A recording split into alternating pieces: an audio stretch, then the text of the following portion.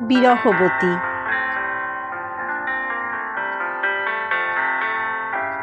সারাটা ঘর ফাঁকা পড়ে আছে। সারাটা ঘর কেন? জানলা দিয়ে বাইরে চোখ পড়তে দেখলো সারাটা আকাশ ফাঁকা পড়ে আছে।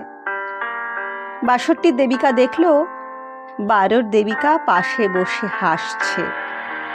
কিরে, খুব যে আশা করেছিলি, দেখা হলো না তো তার সাথে।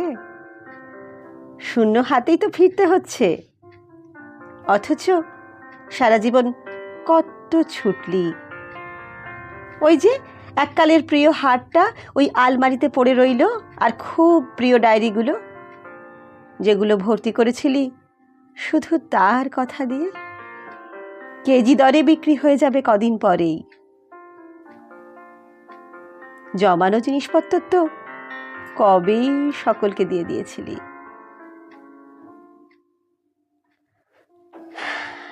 কিন্তু চোখ চোখ খালি রয়ে গেল, তাই না? যাকে দেখতে এসেছিলি দেখা পেলি না। কান খালি রয়ে গেল, যা শুনতে এসেছিলি শোনা হলো না। অন্তর খালি রয়ে গেল, যা ভরে নিতে এসেছিলি ভরে নেওয়া হলো না। ঘর সংসার তো সব করলি, ভরলি কই? ভরলি কই?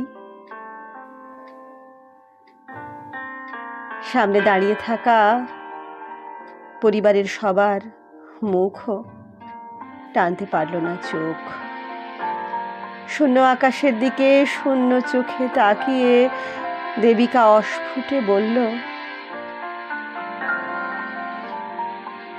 দেখতে যে চেয়েছিলাম সেই ব্যথাটুকু নিয়েই তো ফিরছি।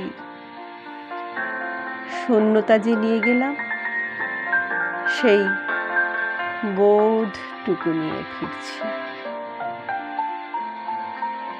শূন্যতায় পূর্ণ হয়ে ফিরছি।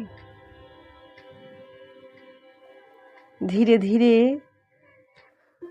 চির অচেতন হয়ে গেল ৬২ বালিকার দেহ।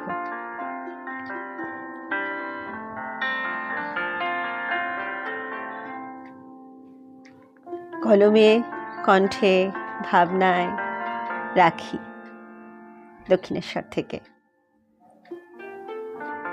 নমস্কার। বিরহবতী।